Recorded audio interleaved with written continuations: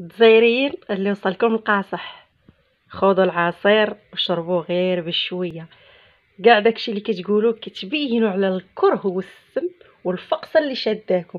انا سولتكم سؤال جاوبوني، ما تديو ما تجيبوا في الهضره. وين ابوكم؟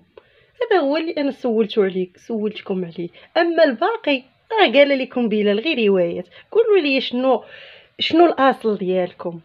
قولوا لي شنو الاصل ديالكم، وبارك ما تبقاو تدخلوا من هذا الباب وتخرجوا من هذا الباب. انا ما باغاش تلاويط ديال الهضره، باغا جواب مقنع. كاع الدول راه دول اوروبيه وعندهم ملك، وانتوما عندكم رئيس عنده اسم. ربي اش كتسميو قدام ولادكم؟ قولوا لي واش كتطلقوا؟ لا اله الا الله. المهم جارتي انا جزائريه وكتتبعني، وكنقول ليها انا ما كنقصدش الجزائريين الشرفاء، كنقصد الجزائريين اللي كيبغيو ينتقدونا.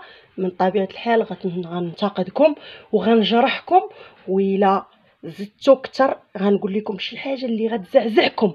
ما عندكمش نتوما في دماغكم، ولكن انا عندي في دماغي. فهمتوني؟ انا كنحيي الجزائريين اللي ما تينتقدوناش، كنحييهم. والميساج اللي حطيت المره الاولى ماشي ليهم. الجزائريين اللي مزيدين شارفه ديال الخلا كتسب وكتعاير في بلادي، ومن طبيعه الحال غنجاوبكم وغنسبكم اكثر ما نتوما غادي تسبونا به. صافي. نتوما شنو ذنبها هذيك المراه مسكينه اللي مخرجينه، مراه كبيره وكتبزوا عليها قولي وقولي للمروك؟ شنو ذنبها؟ ما ذنبها والو. ديوها وسيروا تكمشوا.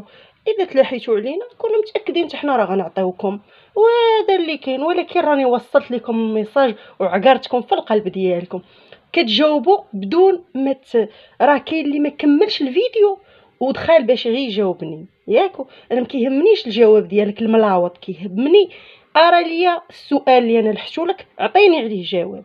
هذا هو اللي كنقول لك انا. ما داك التخربيق ديالك كامل كتبين راسك قداش انت صغيور. هذا الشيء اللي كاين. من يتطاول علينا يسمع شيئا لا يحبه. انا كنقول لكم